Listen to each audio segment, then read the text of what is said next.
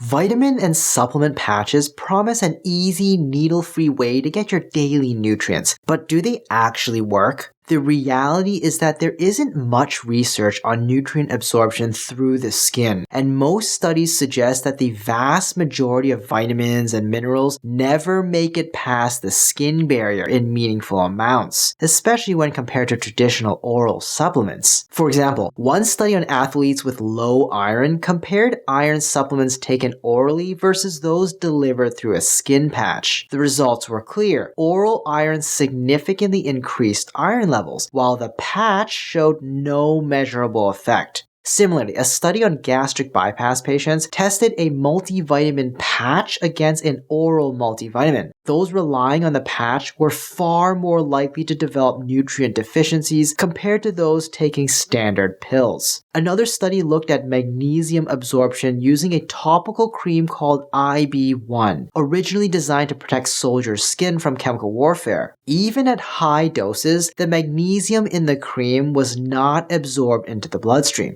Pregnant women given oral or topical vitamin A had similar results. While oral supplementation significantly raised their vitamin A levels, the topical version had no meaningful impact on blood levels. Some nutrients like CoQ10 and vitamin B3 are commonly used topically in skincare and do penetrate the deeper layers of the skin. However, they do not enter the bloodstream in any significant amounts, meaning they primarily benefit skin health rather than overall nutrition. There is one exception: specialized microneedle patches. These advanced patches use tiny dissolvable needles to painlessly pierce the outer skin layer, allowing vitamins such as B12 and K to enter the bloodstream more effectively. Unlike regular vitamin patches, which rely on passive diffusion and have poor absorption, microneedle patches act more like needles essentially, just really short ones. However, they typically require a prescription and are not the same as the over-the-counter supplement patches sold online or in stores. Without microneedle technology, there is no reliable evidence that vitamins like B12 or K or most other nutrients can be effectively absorbed through the skin. So when it comes to nutrients and herbal compounds, nearly all have failed to show significant absorption through the skin in human studies. However, there are two exceptions that might hold some potential: caffeine and vitamin D.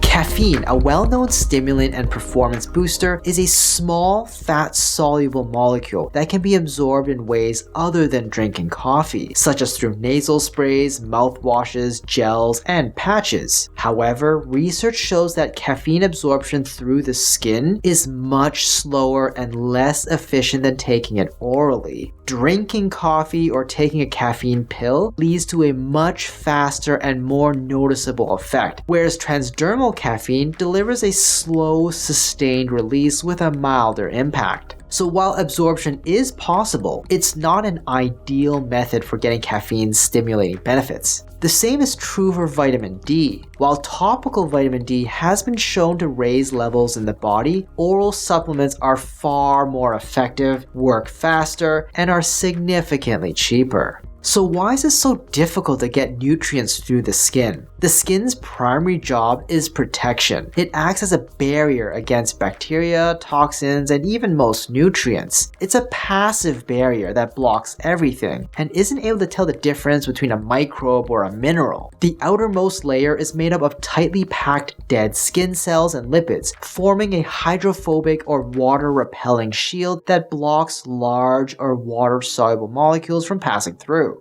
Even when certain compounds manage to reach the deeper layers of the skin, they don't necessarily enter the bloodstream. Instead, they can get stored in the skin or broken down before they have any systemic effect. For a substance to pass through the skin effectively, it typically needs to be small, dissolvable in fat, and have the right chemical properties. Studies show that only molecules under 500 daltons in weight and with a suitable fat solubility can be absorbed passively through the skin, and even then, only in small quantities. This is why successful transdermal drugs like nicotine, estrogen, and testosterone are small, require low daily doses, and dissolve dissolve well in fats. In contrast, most vitamins, amino acids, and minerals are too large or too water-soluble to pass through the skin barrier in significant amounts. Herbal compounds face an even greater challenge as their active ingredients are often too large, complex, or poorly suited for skin absorption.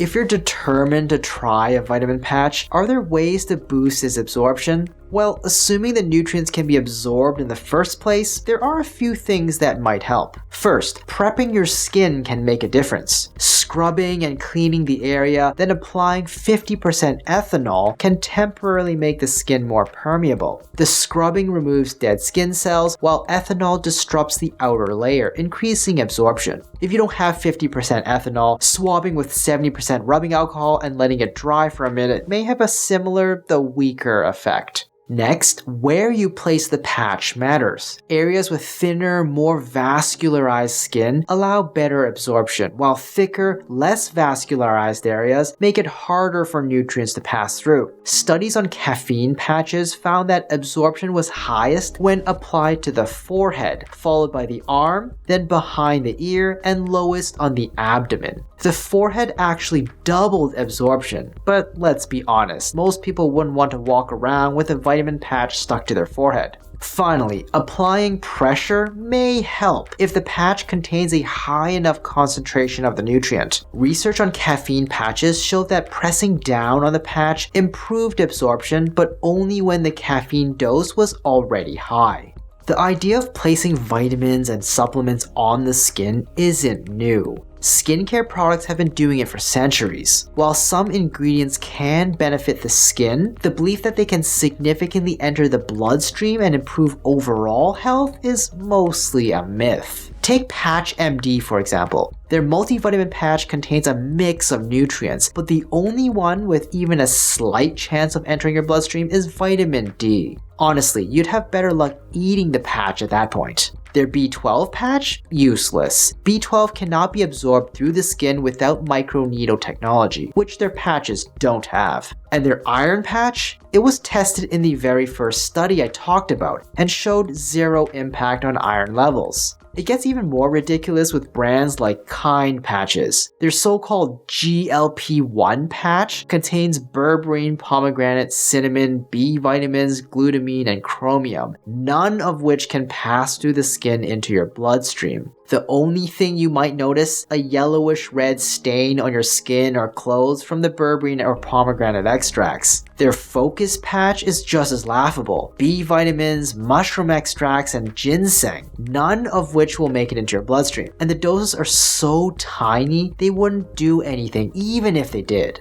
So should you avoid vitamin patches altogether? For the most part, yes. They won't do much beyond potentially irritating or discoloring your skin, and they're a complete waste of money. Even for nutrients like caffeine or vitamin D, which can be absorbed to some extent, you're far better off taking an oral supplement. Some claim patches are useful because they bypass the liver, which can sometimes destroy some nutrients, but that argument falls apart when you consider how inefficient transdermal absorption is in the first place. There is a legitimate medical case for topical caffeine in premature infants with certain conditions. But for adults, there's no practical reason to use a vitamin patch over a pill, sublingual supplement, or injection, unless you absolutely refuse to take anything by mouth. At the end of the day, vitamin patches are mostly just expensive stickers. Hi, I'm Dr. Brian Yeung. Do you think it's worth it? Let me know in the comments down below. And if you found this video helpful, please subscribe to the channel and leave me a like. Hit the notification bell if you want to stay up to date, and share this video with someone you know who can use the info.